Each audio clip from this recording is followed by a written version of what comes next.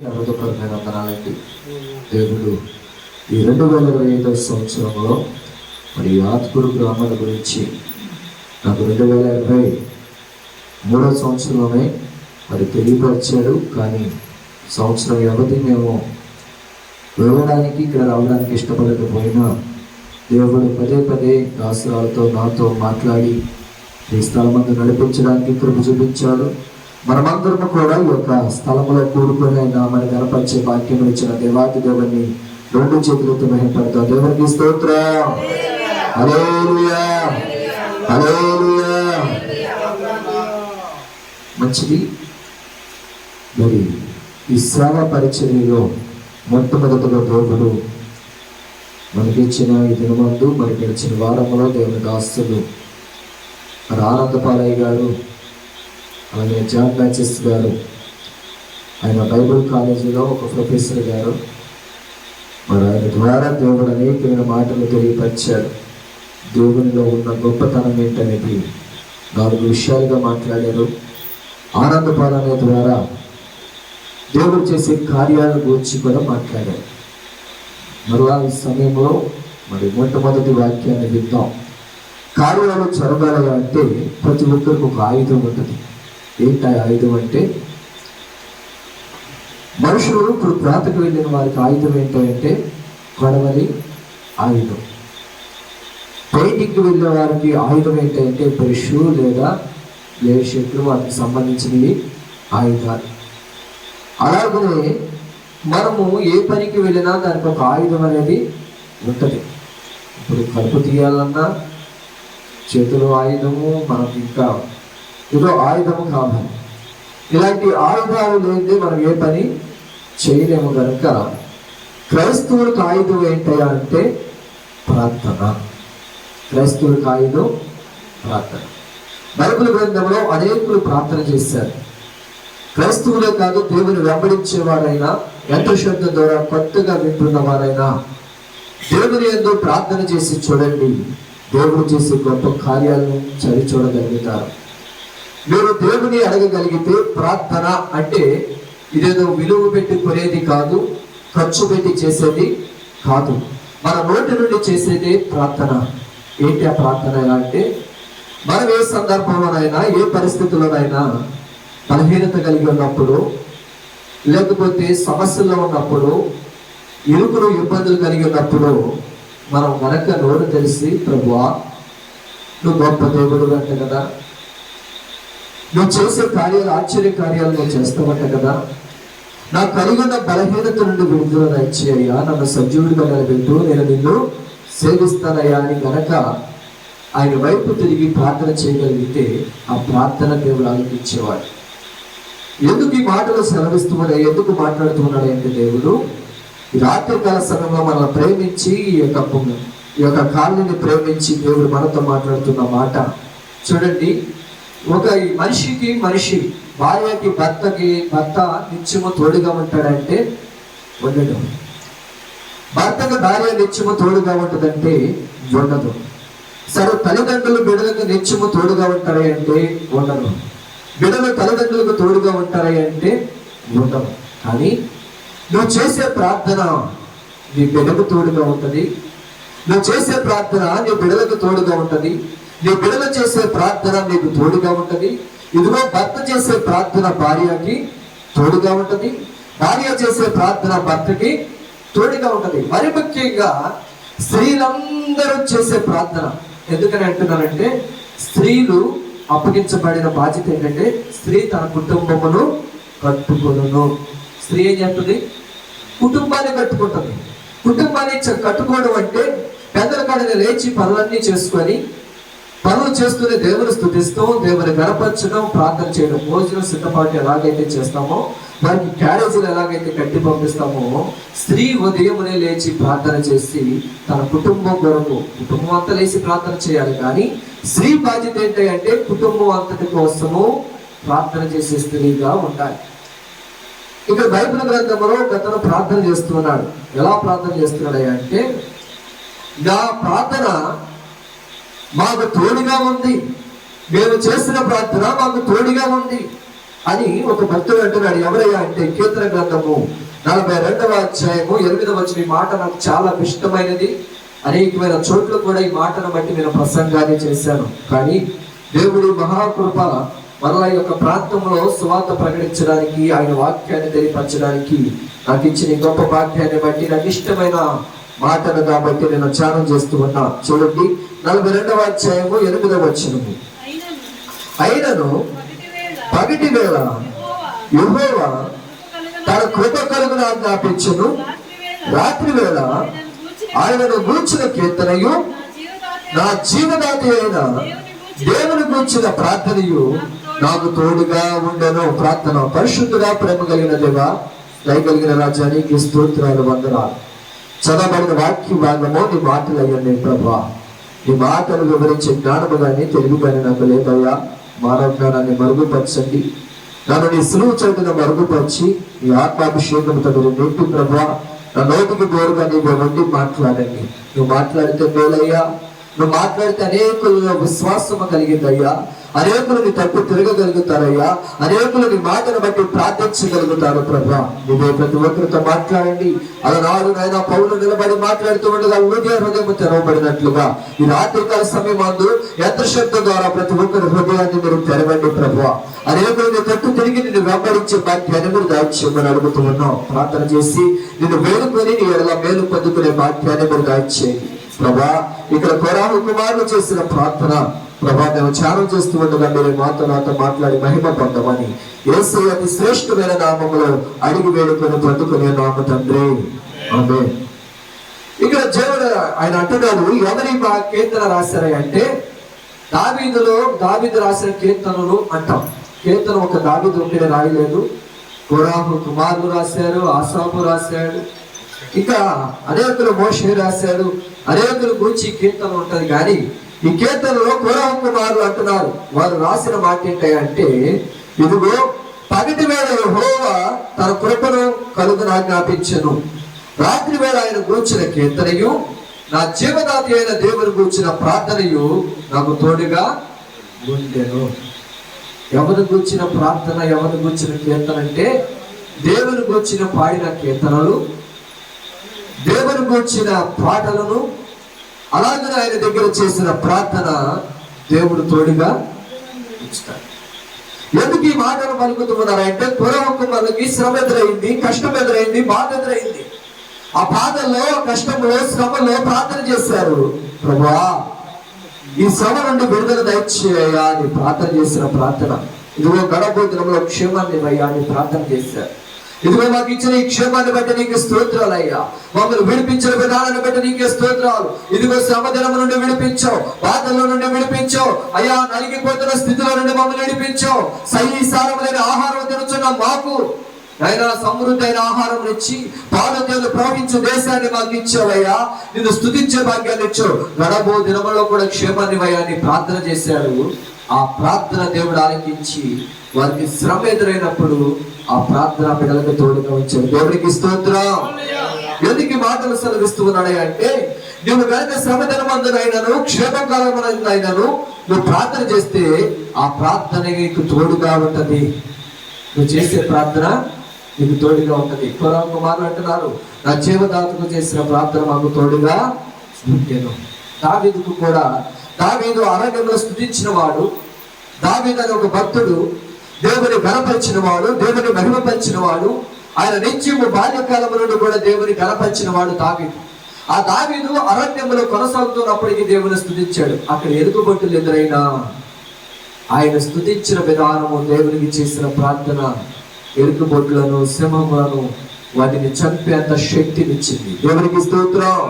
అలాగే దావీదు అనేకమైన ప్రాంతాలు అక్కడ నుండి, అరణ్యం నుండి తన అన్నలను దగ్గరికి క్యారేజీ ఇచ్చి పలకరించి చూసొద్దామని వచ్చినప్పుడు ఫిలిస్తీన్లకు భయపడి వెనక్కి పారిపోతూ ఉన్న ఇశ్రాయేలు సైన్యాన్ని చూసి, ఎందుకు మీరు పారిపోతూ ఉన్నారంటే, అక్కడ గొలియాతును చూసి, 6 మూరల ఎత్తు కలిగిన గొలియాతును చూసి భయపడుతూ వీడు వెనక్కి అడుగు వేస్తూ ఉంటే, యెహోవా నా పక్షమున ఉండగా నాకు విరోధి ఎవడని దావీదు ముందుకు వెళ్ళి ఆ గొలియాతుని చంపాడు.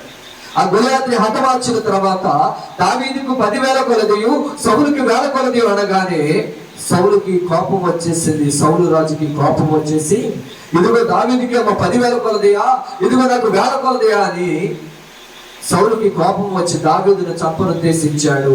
సైన్యముతో కూడి సౌలు దావీదును తరమడం ప్రారంభించాడు. దావీదును ప్రారంభించినప్పటికీ కూడా దావీదును కాపాడింది ఏంటంటే దావీదు దేవునికి చేసిన ప్రార్థనే దావీదుని కాపాడి.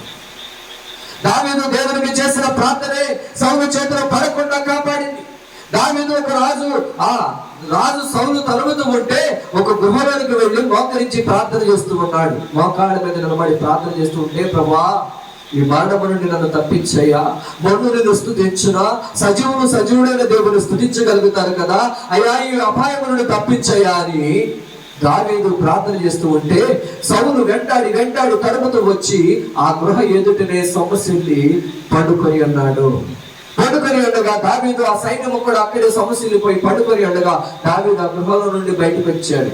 నేను అంటాను, అక్కడ దాకా తరిమిన వారు ఆ గృహంలో ఏముందో కనీసం గృహంలో అన్న శాతం తెచ్చుకుందాం అని అనుకోలేదే.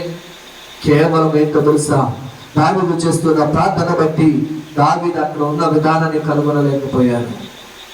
దావీదు బయటకు వచ్చాడు, సౌలును చూశాడు, ఆ మంచం మీద పడుకొని ఉన్నాడు. ఇదిగో అక్కడ పరుని ఉన్న విధానాన్ని చూసి తన వస్త్రపు కప్పుకొని ఉన్న దుప్పటి చెంగును చింపి కత్తిరించుకొని ఇదిగో అలాగే ఆయన చేతికరణ తీసుకుని వెళ్ళాడు.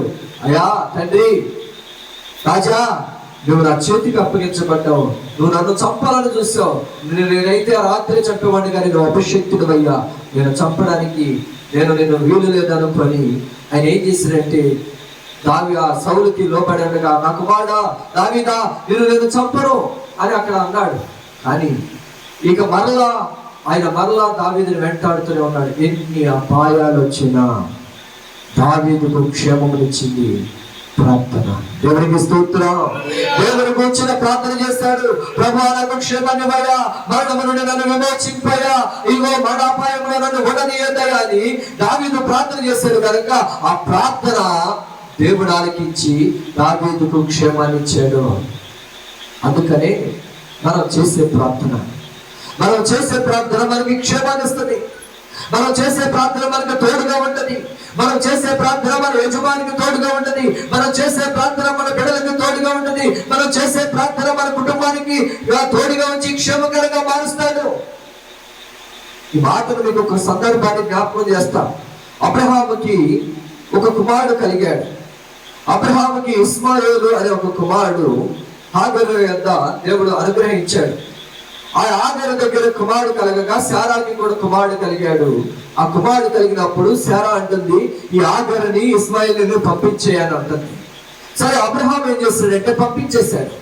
పంపించేయడానికి ఇష్టపడి ఒక ఒంటిని ఏర్పాటు చేసి ఒంటి మీద ఎక్కించి ఎవరిని హాగరు కుమారుడైన ఇస్మాయిలుని ఎక్కించి అన్నాడు, ఇదిగో ఒక తిత్తులో, అంటే చిన్న పొరకాయ అనేవాడు. చిన్నప్పుడు మన చిన్న కొండలు లాగా ఉండేవి, అటు నీళ్లు పోసుకొని అలాంటి తిత్తు ఒకటి ఇచ్చి గుప్పిడి ఆహారం పెట్టి అతన్ని ఒంటి ఎక్కించి పంపించేశాడు. కానీ అబ్రహాము పంపించిన తర్వాత చేసిన ప్రార్థన ఒకటి.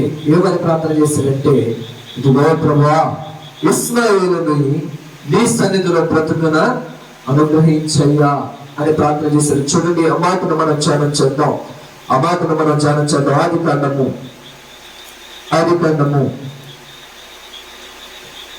17వ అధ్యాయము 18వ వచనము. అబ్రహాము ఇస్మాయిలును గురించి ఒక చిన్న ప్రార్థన చేశాడు. అప్పుడు అబ్రహాము 17వ అధ్యాయము 18వ వచనం. అబ్రహాము ఇస్మాయేలు నీ సన్నిధిని బ్రతుకును అనుగ్రహించుము అని దేవునితో చెప్పగా ఒక చిన్న ప్రార్థన చేశాడు. ప్రభువా, ఇస్మాయేలుని నీ సన్నిధిలో బ్రతుకును అనుగ్రహించయ్యా అని ఒక ప్రార్థన. ఈ చిన్న తిత్తులో నీరు, పెట్టింది గుప్పుడు ఆహారము, ఎలా బ్రతుకుతాడు? కానీ దేవుడు ఏం చేశాడంటే దేవునికి మొరపెట్టాడు అబ్రహాము. అంతా అబ్రహాము దగ్గర ఆస్తి లేక కాదు, అబ్రహాము దగ్గర 2,000 మంది పరివారం ఉన్నారు. గొర్రెలు, మేకమందలు, అనేకమైన ఎడ్లు ఆయన కలిగిన వాడు, సమృద్ధి కలిగిన వాడు, ఆస్తి కలిగిన వాడు, 2,000 మంది పరివారం కలిగిన వాడు. కానీ ఒక ఒంటి మీద వారికి ఇచ్చిన తిత్తులో నీరును ఇప్పుడు ఆహారం ఇచ్చి పంపించేశాడే కానీ ఇంకా ఏ ఆస్తిని ఇవ్వలేదు, ఆహారం కూడా ఇవ్వలేదు. కానీ ఇస్మాయిలును బ్రతికించడానికి గల కారణము, హాగర్ అనుకుంది, ఇదిగో తిత్తులో నీరైపోయింది, ఆహారం లేదు, ఇదిగో పిల్లవాడు చూస్తే ఆకలి అంటున్నాడు, దాహం అంటున్నాడు, నోరు ఆడిపోతుంది అని తీసుకుని వెళ్ళిపోయి చనిపోతాడని భయం వేసి ఒక పొద దగ్గర పడవేసి వీళ్ళంత దూరం అంటే ఆ రోజున పాడ వేస్తే ఎంత దూరం వెళ్ళిందో అంత దూరం వెళ్ళి ఎదురుగా కూర్చొని ఏడుస్తుంది. అయ్యో నా కుమారుడు మరణమును నేను చూడలేను అనుకుంటూ ఏడుస్తూ ఉంటే దేవుని దూత అక్కడ ప్రత్యక్షమైంది. దేవుని బట్టి ప్రత్యక్షమైందయ్యా అంటే అబ్రహాము దేవుని దగ్గర మొరపెట్టాడు. అబ్రహాము దేవుని దగ్గర అడిగాడు. ఏమని అడిగాడు అంటే, నా కుమారుడు బ్రతుకును అనుగ్రహించయ్యా అని ప్రార్థన చేశాడు. ఇస్మాయిలుని నీ సన్నిధిలో బ్రతుకును అనుగ్రహించయ్యా అని ప్రార్థన చేయడం ద్వారా ఇస్మాయిలుకి దేవుడు క్షేమం ఇచ్చాడు. హాగరు, ఎందుకు అలా ఏడుస్తున్నావు? ఎందుకు అలా ఏడుస్తూ ఉన్నావు?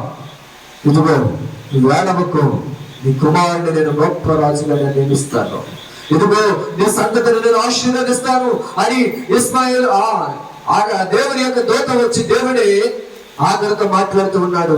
హాగరుతో మాట్లాడుతున్నప్పుడు ధైర్యం కలిగి హాగరు తన కుమారుడి దగ్గరికి వెళ్ళి వీళ్ళ కొంచెం దూరంలో నీటిని దేవుడు అరణ్యములో ఏర్పాటు చేశాడు. దేవునికి స్తోత్రం.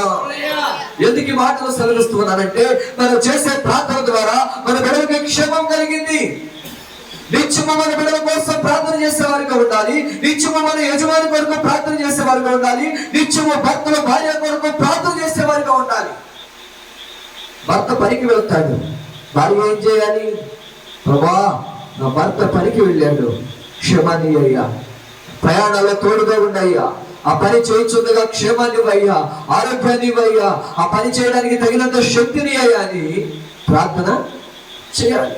ఆ ప్రార్థన ఏం చేస్తుందంటే, చేయించున్న పనిలో దేవుడు తోడుగా ఉంచుతాడు, క్షేమాన్ని ఇస్తాడు. మా గ్రామంలో సహోదరుడు ఉన్నాడు. ఆ సహోదరుడు నాతో కూడా కలిసి పనిచేసిన వాడు. అతని తల్లిదండ్రులు రక్షించబడిన వారు కాదు, దేవుని వెంబడించిన వారు కాదు. వారి తల్లిదండ్రులు చనిపోయారు. ఆ కుమారుడు ఒక్కడే. తన కొరకు ప్రార్థన చేసే తల్లి తండ్రి లేరు. తన పనికి వెళ్ళాడు, పని చేస్తూ ఉన్నాడు. అతను ఒక దినమందు అది అక్కడ కూర్చున్నారు కదా, ఆ రత్నం రాజు గారి దగ్గర నేను వాక్యం చెప్తూ ఉంటే ప్రార్థన స్తుతిపడికి జరుగుతూ ఉంది. ఆ 7వ వారము స్తుతిపడికి జరుగుతూ ఉండగా అతను మెట్ల మీదకి వచ్చి వాక్యాన్ని వింటూ అన్నాడు. అసలు మన బాబాయ్ అంటాడు, బాబాయ్ అసలు ఈ వాక్యం చెప్తుంటే నాకు ఎంత ధైర్యం వస్తుందో, నాకు ఎంత సంతోషంగా ఉందో, ఆ మాటలు నాకు ఓరకని కలిగించింది బాబాయ్ అన్నాడు. నేను ఏం మాట్లాడలా, రారా మందిరానికి అన్నా, ప్రార్థన చేస్తావు రారా అన్నా. ఒక తల్లి, ఆమె పెద్దమ్మ గారు అవుతుందో మరి మా అమ్మగారు అవుతుందో, ఆ మంది అయ్యా మందిరానికి రారా, నువ్వన్నా రక్షించబడరా అని చెప్పింది. ఇప్పుడు కాదులే అనుకుంటూ నిర్లక్ష్యంగా జీవించాడు. తన కొరకు ప్రార్థన చేసేవారు లేరు. అతను కూడా దేవుని ఎడల నడిచిన వాడు కాకపోయేసరికి పనికి వెళ్ళాడు. పని చేస్తూ ఉండగానే అతను అంటే నాకు చాలా ఇష్టం, అతను కూడా నాతో బాగా ఉండేవాడు. అతను పని చేస్తూ ఉండగానే మరి 3 స్టేర్ల నుంచి పరీక్ష ఇరిగిపోయి కింద పడిపోయి చనిపోయాడు. భయంకరమైన పరిస్థితి. ఎందుకని ఈ మాటలు చెప్తూ ఉన్నానంటే, ప్రార్థన అనేది నిత్యము మనకు తోడుగా ఉంటుంది కనుక క్షేమాన్ని ఇస్తుంది. ఆ ప్రార్థన క్షేమాన్ని ఇవ్వాలి అంటే మన బిడ్డల కోసమైనా మన భర్త కొరకైనా పనికి వెళ్ళినప్పుడు ఎలాంటి స్థితిలో, ఏ పనైనా కొన్ని పనులు అపాయ స్థితి ఉండదు. కరెంట్ పని ఉంది, అది ఎంత అపాయకరమో తెలుసండి. అది లాగుతూ చేస్తూ ఉన్నప్పుడు ఎక్కడైనా షాక్ పడుతుందో కుక్కల పని. అంటే నేను ఎందుకు ఈ మాటలు చెప్తూ ఉన్నానంటే, నిత్యము మనము ప్రార్థన చేసేవారుగా ఉండాలి. ప్రభా, నా కుమారుడు పనికి వెళ్ళాడు, లేకపోతే నా కుమారుడు కాలేజీకి వెళ్ళాడు, క్షేమాన్ని ఇవ్వని ప్రార్థన నిత్యము నా కుటుంబం నీ సన్నిధిలో ఉండాలయ్యా. నిత్యము నేను స్తుతించాలయ్యా. నా బిడ్డకు క్షేమాన్ని ఇవ్వయ్యా, నా కుమార్తెకు క్షేమాన్ని ఇవ్వయ్యా, నా అల్లుడికి క్షేమాన్ని ఇవ్వయ్యా, ఇదిగో నా పని వారికి క్షేమాన్ని ఇవ్వయ్యా. మనం వెళుతున్న పని గురించి ప్రార్థన చేసేవారిగా మనము ఉండాలి. ప్రార్థన చేస్తే ఆ ప్రార్థన తోడుగా ఉంటుంది కనుక క్షేమము కలిగింది. దేవుడు అపాయము నుండి తప్పిస్తాడు, బాధ నుండి తప్పిస్తాడు, ఎదుగు ఎదురవుతున్న శ్రమ నుండి తప్పిస్తాడు. ఒకనొక దినమున ఒక సహోదరుడు వెళుతూ ఉన్నాడు. అతను ఎంతో ప్రార్థన పరుడు. అతను ప్రార్థన ఆరాధన అవ్వగానే వెళుతూ ఉండగానే తన ఎదురుగా తనని గుద్దవలసిన వ్యాను ఇలా తప్పి వెళ్ళి ఎదటి వారిని గుద్దింది. ఎంత అపాయాన్ని తప్పించాడు. ఎదటి వారికి కూడా ఏం అవ్వలేదు అనుకోండి, ఎదటి మనుషులు కూడా ఏం అవ్వలేదు, కానీ తను కనుక గుద్దితే ఏమైపోయాడో ఆయన అన్నాడు, ప్రభువే నన్ను రక్షించను అని దేవుని స్తుతించాడు. దేవునికి స్తోత్రం. ఎందుకని తప్పించింది? తన భార్య భర్త కొరకు ప్రార్థన చేస్తుంది కనుక. అందుకనే భార్య భర్త కొరకు ప్రార్థన చేసేటట్లుగా ఉండాలి. భర్త భార్య కొరకు, ప్రభా నా భార్య కుటుంబంలో ఉంది, నా భార్య చేస్తున్న ప్రార్థన ఆలకించయ్యా, అయ్యా నా భార్య చేస్తున్న ప్రార్థనకి నాయన క్షేమాన్ని ఇవ్వయ్యా, నా భార్యకి ఆరోగ్యాన్ని ఇవ్వయ్యా, నా భార్యకి నెమ్మదిని క్షేమాన్ని నీ కాపుదలు చేయాలి. భర్త కూడా భార్య కొరకు ప్రార్థన చేయాలి.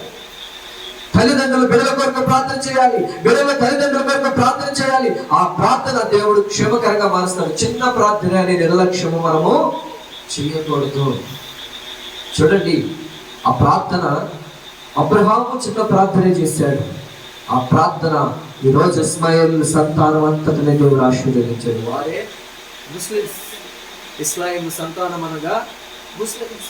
వారందరూ దేవుడు ఆశీర్వదించడానికి గల కారణము, వారందరూ ఈ రోజు ఉన్నతమైన స్థానంలో ఉండడానికి కారణము, ఇస్మాయిల్ సంతానాన్ని దేవుడు దీవించడానికి కారణము అబ్రహాము చేసిన చిన్న ప్రార్థన వారికి క్షేమకరంగా మార్చి ఉన్నతమైన స్థానంలో దేవుడు నిలబెట్టాడు.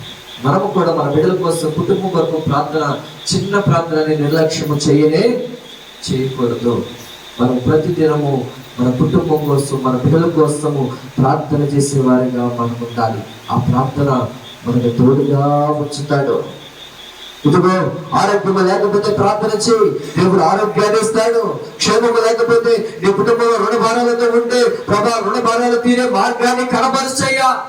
రుణభారాలు తీర్చంటే కట్లు పడేస్తాడు అని చాలా మంది ఎగతాలుగా మాట్లాడతారు. అమ్మా అయ్యగారు ఎదురు అయితే చెప్పాడుగా, రుణాలు తీర్చేయాలగానే మీ దేవుడు ఆయన కట్లు పడేస్తాడా? కట్లు కాదండి, నీ రుణ భారాలు తీరే మార్గాన్ని దేవుడు కనపరుస్తాడు. నువ్వు చేసే ప్రార్థన, నువ్వు అడిగే విధానము, దేవుడి దగ్గర కూర్చొని ప్రభా రుణ భారాలతో సతమతం అయిపోతున్నానయ్యా, ఈ రుణాలు తీరుకనేను ప్రభా, నా కుటుంబం అంతా నా తలకు మించిన రుణాలుగా ఉన్నాయి అయ్యా, వాటిని తీర్చే మార్గాన్ని కనబరిచేవాడు నీవే అని కనుక నువ్వు ప్రార్థన చేయగలిగితే ఆయన మార్గాన్ని కనపరుస్తాడు.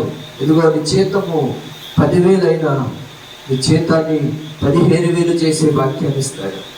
ఇవన్నీ ఇక్కడ కూడిన బిడ్డలు వీరందరూ కూడా పెయింటింగ్ పని చేసేవారు. ఆ సహోదరుడు పెయింటింగ్ మేస్త్రి, లోపల ఉన్న సమీలు గారు పెయింటింగ్ మేస్త్రి, ఆ రత్నరాజు గారు పెయింటింగ్ మేస్త్రి, ఇక్కడ ఉన్న ఆయన ఆ సెంట్రల్ గవర్నమెంట్ లో మరి జాబ్ చేస్తూ ఉన్నాడు, ఆయన సర్వేయర్గా పనిచేస్తూ ఉన్నాడు. ఇదిగోండి అక్కడ కూర్చున్న ఆయన ఎలక్ట్రిషియన్. వీళ్ళంతా దేవుడు క్షేమాన్ని ఇవ్వడానికి గల కారణము దేవుని వైపు తిరిగి ప్రార్థన చేసిన వారు కనుక వారు దేవుని అనుసరిస్తూ నడిచారు. ఇదిగో రతనరాజు గారికి వారి తల్లి గారు చేసిన ప్రార్థన ఆ బిడ్డకు తోడుగా ఉండి వారి కుటుంబం అంతటికి క్షేమాన్ని ఇచ్చింది.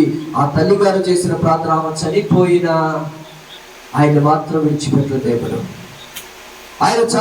ఆమె తల్లి చనిపోయినా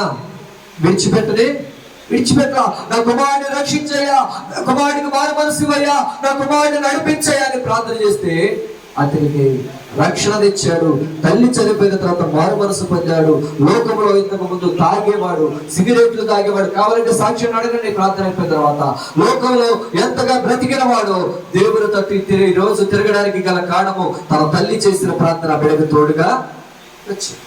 ఆ ప్రార్థన ద్వారా దేవుడు విడిచిపెట్టకుండా, ఇదిగో లోకంలో నశించిపోకుండా రక్షించుకొని ఈ రోజు ఆయన కనపరిచే భాగ్యమును, ఆయన పని చేసే భాగ్యమును, ఎక్కడ సువార్త ఉంటే అక్కడికి వెళ్ళి దేవుని సువార్త ప్రకటించే భాగ్యమును ఇవ్వండి.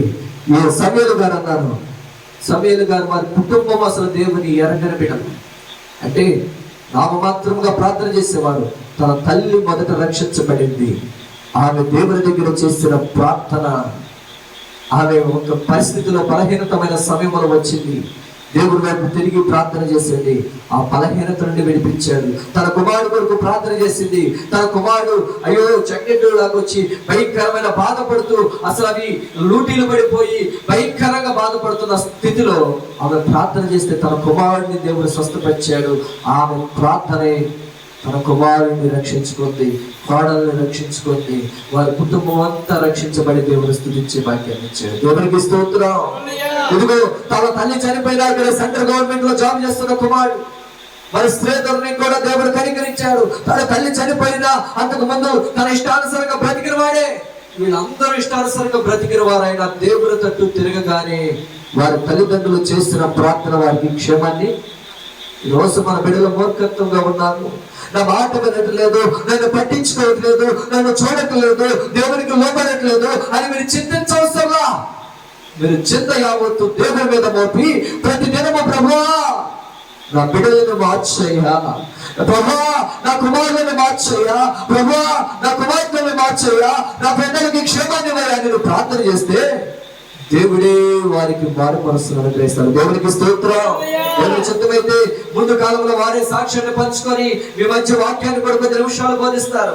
ఎందుకు ఈ మాటలు చెప్తూ ఉన్నారంటే వారి సాక్ష్యాలను క్లుప్తంగానే చెప్పారు, కానీ వారి సాక్ష్యాలు ఇంకా బలమైనవి. సమయము కాబట్టి సందర్భాన్ని బట్టి నేను కొద్దిగా మీతో ప్రకటిస్తూ ఉన్నా.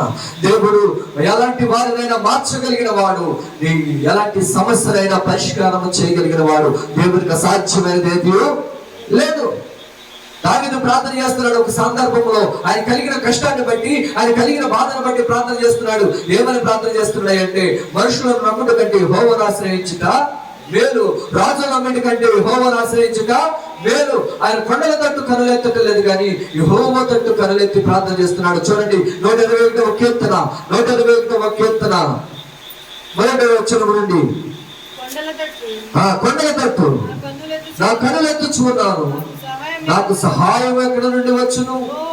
యెహోవానే నాకు సహాయము, భూమి ఆకాశములను సృజించిన యెహోవా వలనే నాకు సహాయము కలుగును. దేవుని వలనే కలిగింది, ఆయన వలన సహాయము కలిగింది.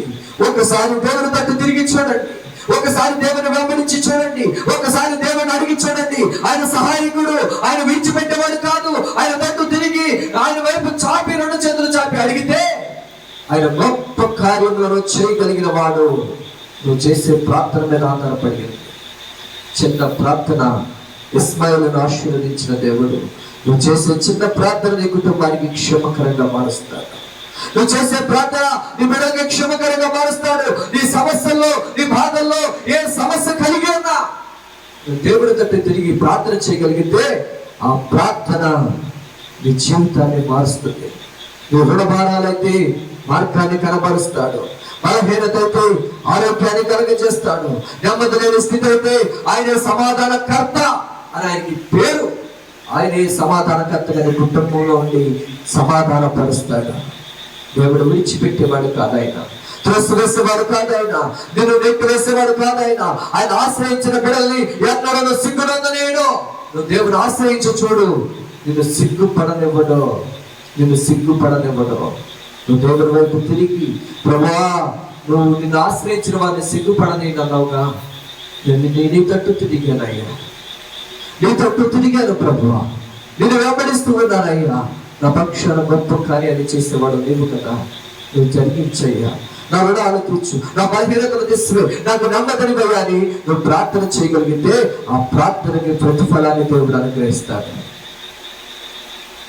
ప్రార్థన మనకి, మన బిడ్డలకి క్షమానించడమే కాదు, కానీ నీ జీవితాన్ని మార్చగలిగేది ప్రార్థన. అదే క్రైస్తవుల యొక్క ఆయుధం. ఒకసారి ఆయుధాన్ని పట్టుకొని ప్రార్థన చేసి చూడండి. ప్రార్థన అనే ఆయుధంతో మీరు ముందుకు రండి. దేవుడు మీ జీవితాలు అద్భుతాలు చేస్తాడు. నేను చెప్తూ ఉన్నా, గట్లపల్లి గ్రామంలో ఈ రోజు 100 మంది సంఘం అవ్వడానికి గల కారణము, అన్యులు అనేకులు రక్షించబడడానికి కారణము. నేను అంటున్నా, ఇది మతము, మత బోధన కానే కాదు. ఇది దేవుని ఆశ్రయించి చూడండి. ఆయన అనేకుల పక్షాన గొప్ప కార్యాలు జరిగించాడు. అనేకులు మా సంఘములో ఒక కులస్తులు ఉన్నారు, ఒక కులస్తులు లేరు అని కాదు, లంబాడీలు ఉన్నారు. ఏమండి, ఇదిగో మరి ముస్లిమ్స్ వస్తారు, విశ్వాసంతో ప్రార్థన చేయించుకుని వెళ్తూ ఉంటారు. ఇదిగోండి మరి గోళలు ఉన్నారు, ముద్రాస్తులు ఉన్నారు, గౌళ్ళ వారు ఉన్నారు, ఇంకా అనేకులు కమ్మవారు కూడా విశ్వాసంతో వచ్చి ప్రార్థన చేయించుకొని వెళ్తారు.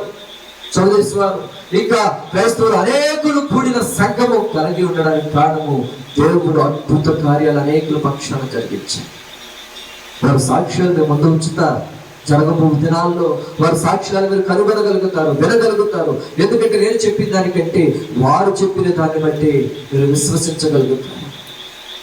దేవుడు బలమైన కార్యాలు జరిగించడానికి గల కారణము వారు దేవుని వైపు తిరిగి ప్రార్థనని ఆయుధమును పట్టుకొని ముందుకు కొనసాగారు కనుక వారి జీవితంలో అద్భుతములు చవి చూడగలిగారు.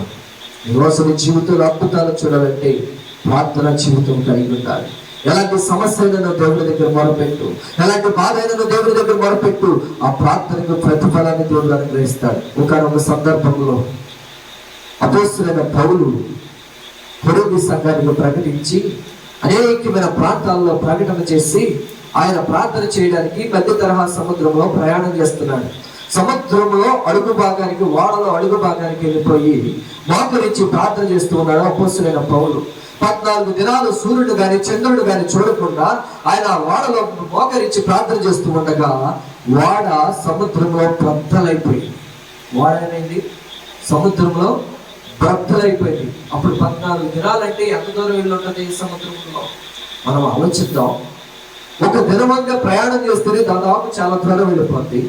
14 దినాలు ఆ ఓడ కొనసాగుతూనే ఉంది. 14వ దినమున ఆ ఓడ బ్రద్దలైపోయింది. అపోస్తలుడైన పౌలు కానీ బ్రతికే ఉన్నాడు. కొరింథీ సంఘం అంటుంది, కొరింథీ సంఘం ఏమని అడుగుతుందంటే, అయ్యా ఇంత గొప్ప మరణమును నువ్వు ఎలాగో తప్పించుకోగలిగావు అని అడిగాడు. అడిగితే ఆయన అంటూ ఉన్న మాట చూడండి. పరిశుద్ధ గ్రంథంలో కొరింథీలకు రాసిన పత్రిక, 2వ కొరింథీలకు రాసిన పత్రిక 1వ అధ్యాయము 10వ వచనం. 1వ అధ్యాయము 10వ వచనం. ఆయన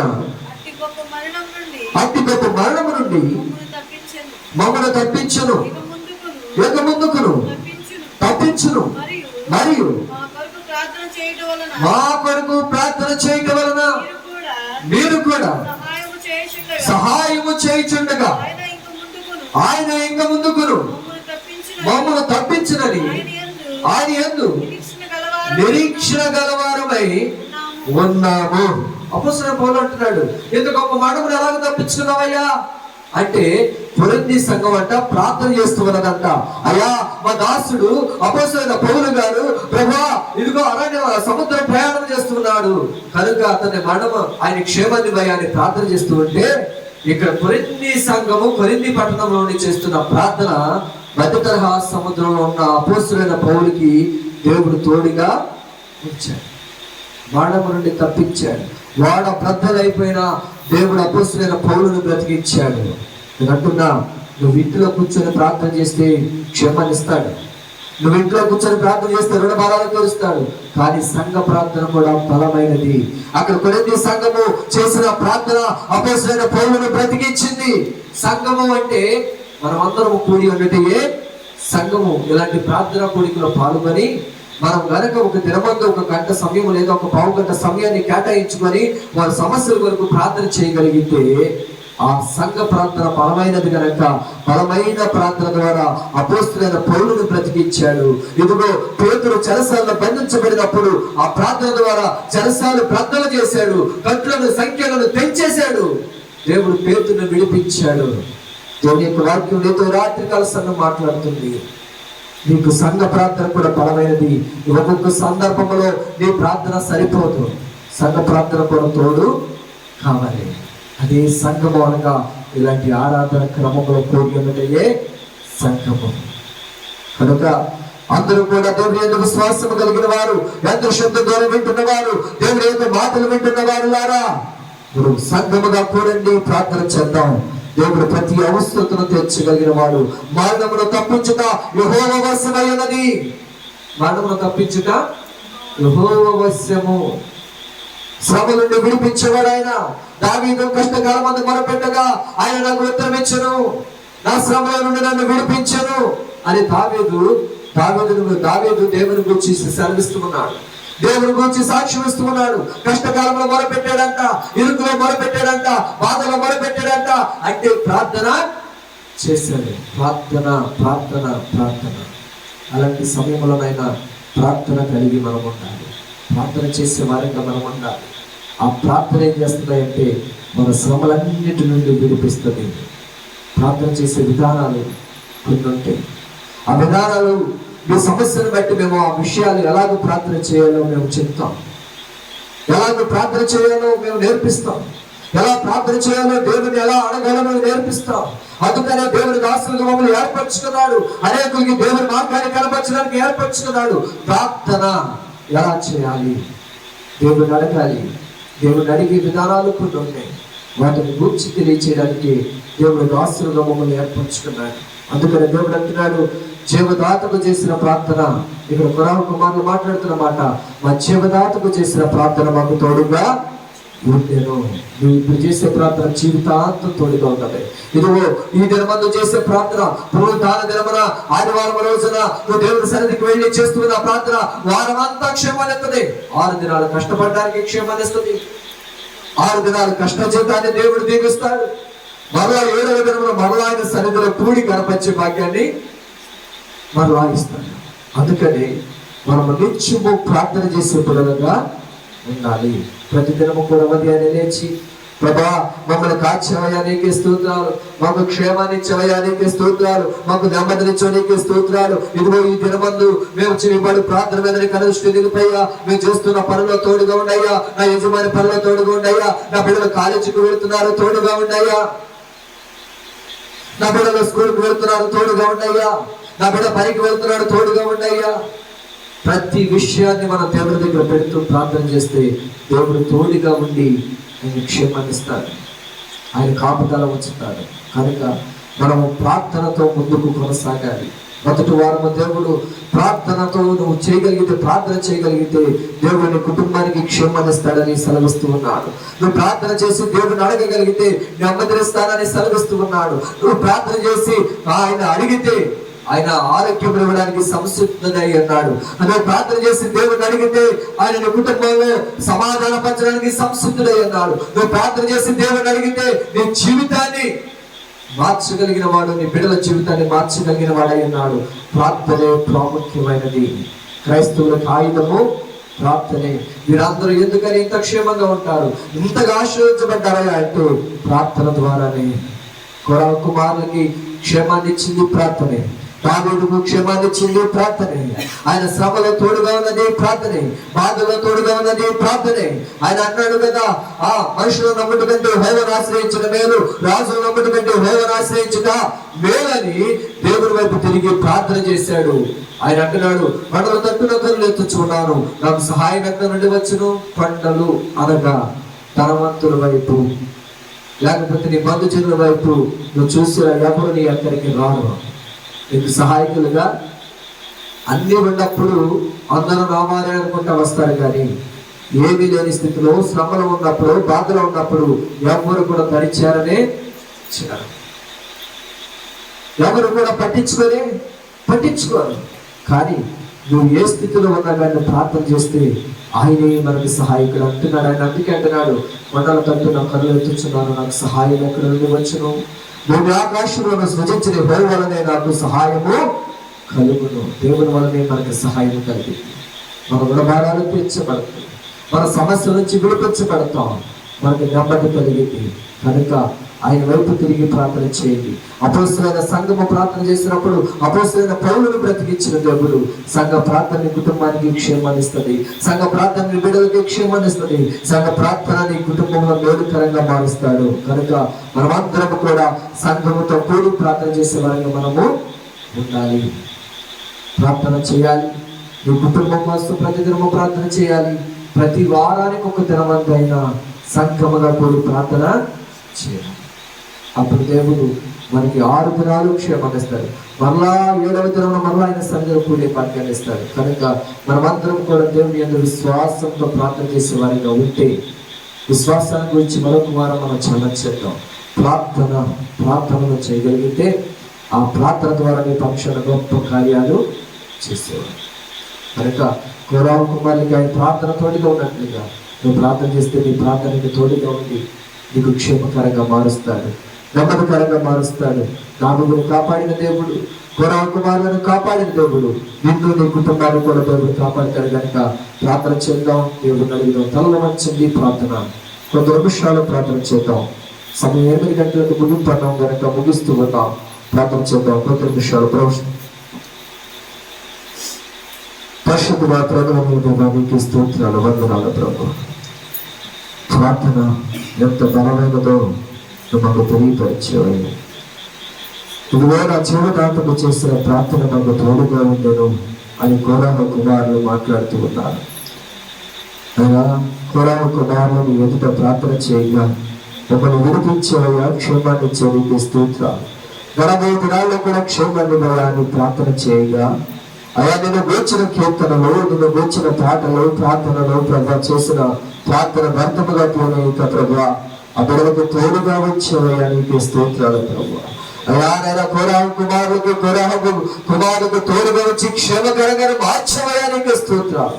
కోరాహ కుమారులు బలిపీఠం యొక్క నివసించే భాగ్యాన్ని వచ్చేవయ్యా నీకు స్తోత్రాలు ప్రభా. యేసయ్యా నీకు స్తోత్రాలు ప్రభా. వారి శ్రమల్లోనూ తోడుగా ఉండవయ్యా, బాధల్లోనూ తోడుగా ఉండవయ్యా, వారిని విడిపించేవయ్యా, క్షేమాన్నిచ్చే నీకు స్తోత్రాలు. దావీదు కూడా మరణాపాయ ఛాయల్లే అయ్యా నువ్వు తోడుగా ఉన్నావు. దావీదు నిన్ను గూర్చిన ప్రార్థన దావీదుకు కూడా నువ్వు తోడుగా ఉంచి ప్రభా. అనేకమైన అరణ్యంలో సింహము ఎదురైనా తొలగించావు ప్రభా, ఎలుగుబంటి ఎదురైనా మనమును తప్పించవయ్యా. ఇదిగో సౌలు రాజే చంపనుద్దేశించినప్పటికీ కూడా నువ్వు తప్పించావు ప్రభా, నీకు స్తోత్రాలు ప్రభా. మరణములను తప్పించిన వాడివయ్యా, మా అపాయాలు తప్పించిన దేవుడు అయ్యా. అయా క్షణాన్ని కష్టకాలమందు బలపెట్టుకొని విడిపించిన వాడివయ్యా. రాత్రి కాల సమయంలో ఈ వాక్యము చేత ఎవరు ఏ కష్టంలో ఉన్నారో, ఎవరు ఏ బాధలో ఉన్నారో నువ్వు వారితో మాట్లాడినందుకు నీకే స్తోత్రాలు ప్రభా. రాత్రి కాల సమయంలో ఏ దృశ్యత్వం ద్వారా ఉంటున్నవారు కోరిన బిడ్డల బట్టి కూడా ప్రభు నీకే స్తోత్రాలు అయ్యా. ఈ వాక్యాన్ని బట్టి ప్రార్థన చేసి అయ్యా సమస్త భారముని మీద మోపి ప్రభా ప్రార్థన చేసే వాక్యాన్ని మీరు దయచేయండి అయ్యా. అయ్యా ప్రార్థన ఎంత బలమైనదో క్రైస్తవులకు ఆయుధమే ప్రార్థనే. ఆ ప్రార్థన అనే విధానము కలిగి ప్రార్థన చేస్తూ ఉండగా ప్రతి ఒక్కరు మేలుగా ఇచ్చి విశ్వాసం కలిగి అడుగుతూ ఉండగా ప్రభా ఈ కార్యాలు జరిగించండి అయ్యా. బలహీనలను మీరు బాగొచ్చేయండి అయ్యా. నెమ్మది లేని వారికి నెమ్మదిని మీరు దాయిచ్చేయండి అయ్యా. ఆరోగ్యం లేని వారికి ఆరోగ్యాన్ని మీరు దాయిచ్చేయండి అయ్యా. సమాధానం లేని వారికి సమాధానాన్ని మీరు దాయిచ్చేయండి ప్రభు. ఎవరు ఏ స్థితిలో ఉండి ఈ నాయనని మాటలు మీరు ప్రార్థన చేస్తున్నారో అటు వారి జీవితాన్ని మీరు బాగొచ్చేయమని అడుగుతూ ఉన్నాను అయ్యా. అయ్యా భార్య చేసిన ప్రార్థన భర్తకు తోడుగా ఉంటుందని సెలవిచ్చాం. భర్త చేసిన ప్రార్థన భార్యకు తోడుగా ఉంటుందన్నావు అయ్యా. ఎవరో తల్లిదండ్రులు చేసిన ప్రార్థన బిడ్డలకు తోడుగా ఉంటుందని సెలవిచ్చావయ్యా. బిడ్డలు చేసిన ప్రార్థన తల్లిదండ్రులకు తోడుగా ఉంటుందని సెలవిచ్చావయ్యా. అబ్రహాము చేసిన ప్రార్థన తన కుమారుడైన ఇస్మాయిలుకి తోడుగా ఇచ్చావుగా ప్రభువా. నేను ఇస్మాయిలు సంతానాన్ని ఆశీర్వదించావుగా ప్రభువా. అలాగే ప్రభా మేము చేయించిన ప్రార్థన మా బిడ్డలకు తోడుగా వచ్చింది అయ్యా. మేము చేయించిన ప్రార్థన సంఘ బిడ్డలకు తోడుగా వచ్చింది ప్రభా. అయ్యా తండ్రి ఆత్మ తండ్రి చేస్తున్న ప్రార్థన బిడ్డలకు తోడుగా ఉంటుంది అన్నావు ప్రభా. సంఘం చేస్తున్న ప్రార్థన సేవకుడికి తోడుగా ఉంటుందని సెలవిచ్చావు అయ్యా. సంఘం కొరింథీ సంఘము చేసిన ప్రార్థన ప్రభా అపోస్తలుడైన పౌలును బ్రతికించింది ప్రభా. అయ్యా అపోస్తలుడైన పౌలు చేసే ప్రార్థన సంఘానికి క్షేమకరంగా మార్చావయ్యా. అలాగే ప్రభు ఈ ప్రార్థన విధానాన్ని గురించి మాతో మాట్లాడేందుకు నీకు స్తోత్రాలు అయ్యా. మొదటిగా ప్రార్థన గురించి మనం తెలియపరిచాం. క్రైస్తవులకు ఆయుధం ఏంటో తెలియపరిచావు అయ్యా. అలా ఆయుధమును పట్టుకొని మేము ప్రార్థన చేస్తూ ఉండగా ఆ ప్రార్థనకు ప్రతిఫలాన్ని మీరు దయచేయండి. ఆ ప్రార్థనకి జవాబుని మీరు దయచేయండి. ఆ ప్రార్థనకి నాయన అయ్యా నాయన జవాబుని మీరు అనుగ్రహించండి ప్రభు. అయ్యా ఏ స్థితిలో ఉన్నప్పటికీ వారిని లేపనెత్తండి అయ్యా.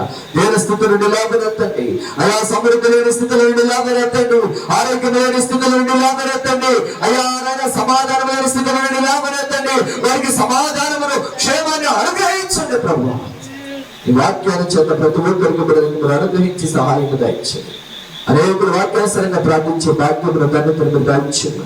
వాక్యానుసరంగా మొరపెడుతుంది ఆయన ఎడల జీవించే భాగ్యాన్ని మీరు దయచేసి మహిమ పొందమని యేసయ్య శ్రేష్టమైన నామములో అడిగి వేడుకొని పొందుకొని నామ తండ్రి ఆమేన్. అందరూ లేచి నిలబడి ఒక పలము శరీరం మాత్రం కానుకలు పాడదాం. మన అర్పణలో కృతజ్ఞత కానుకలను